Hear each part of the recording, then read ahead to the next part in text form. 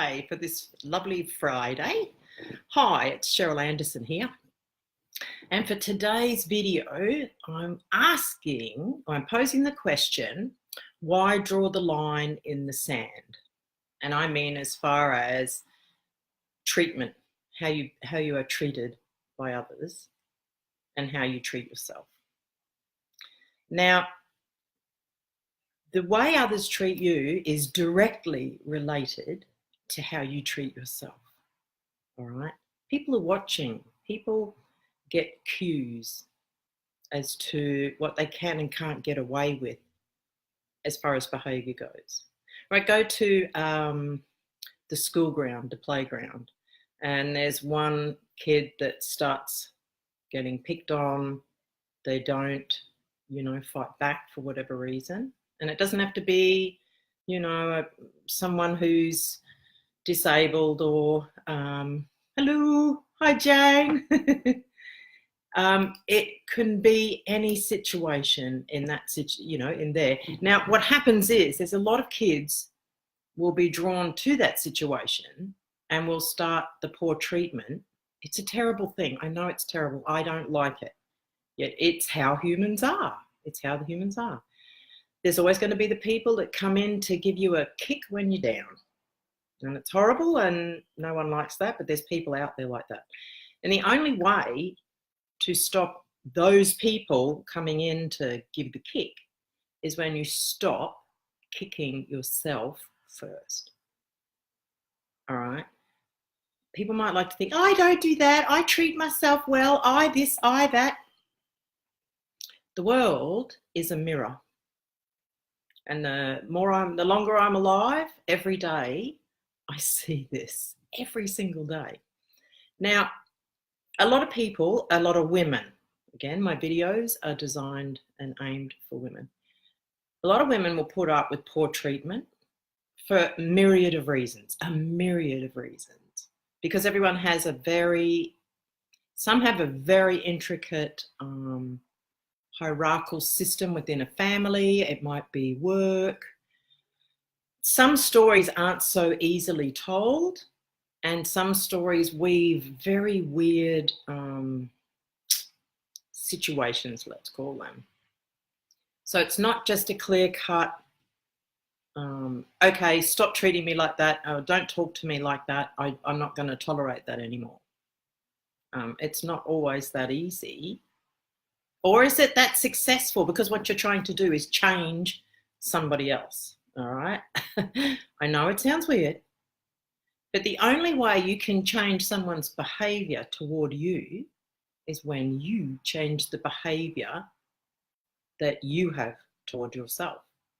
Now, I remember when I had an extremely successful, very, very busy salon. I was a nail technician for a long time and won awards, Australian champion. I was a judge and I used to import product, and we had a company and it was fantastic. It was wonderful. Now, I would still find here and there, and I can look back and see there were times that I tolerated really terrible treatment.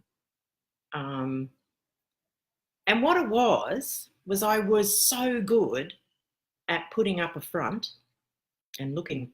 And I thought I was fooling everybody, but I wasn't. Because what I see in my head and what I think is going on is my movie in my head. Nobody else has that same movie playing, right? People are watching me from the outside.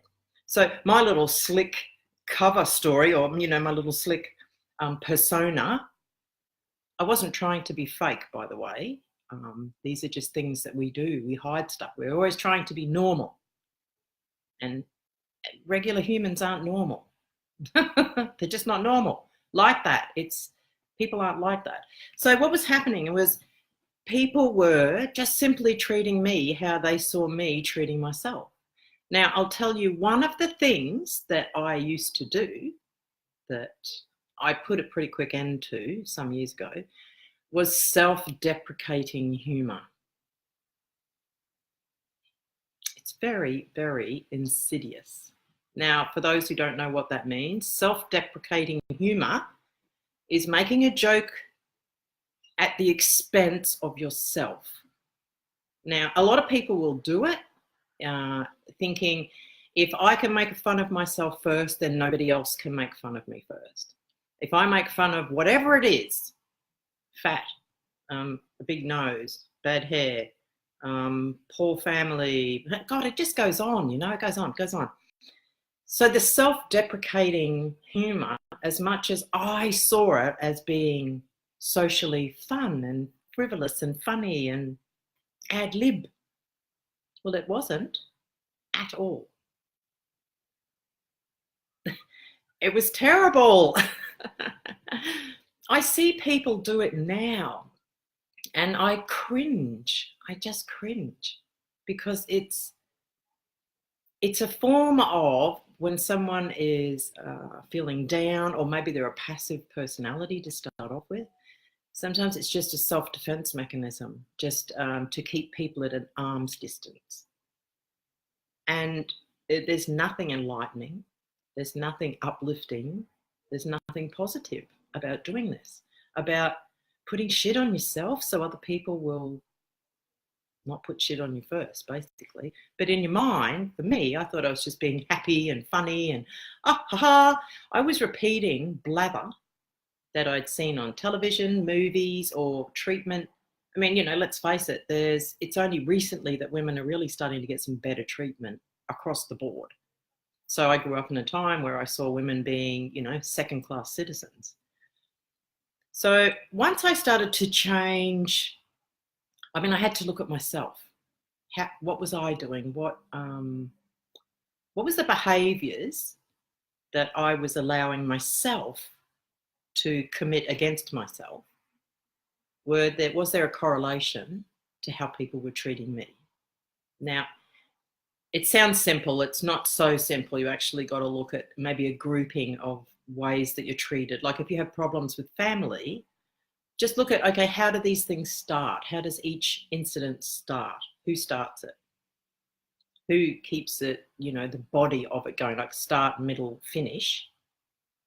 And look at it this way. And, you know, you'll find patterns, all right? Now, they won't be directly the same, okay? But what you're going to find is you're going to see that, you know, maybe you just throw yourself under the bus straight up and you just become everyone's doormat, you know? And if that's the case, you can't expect people to not treat you the way you are treating yourself. Because in fact, they don't know how to treat you any other way but the way you're treating yourself. Now, so when you meet someone for the first time, they say, you know, first impressions. Well, first impressions are bloody huge. Huge. So the next time you're meeting someone for the first time, decide, I'll be positive about myself. I'm going to say to myself in my head, self, you're a really nice person. And, you know, these people are just going to treat you how you treat yourself. So let's just be happy and enjoy who we are. Again, it's simplifying things. Yes, I mean, a lot in these videos are simplified, obviously. But then, you know, in real terms, they're not.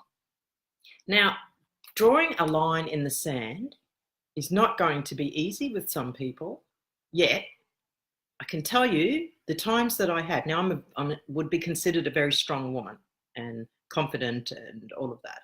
Yet, there's behaviours I've allowed friends or family members to fall into a habit of.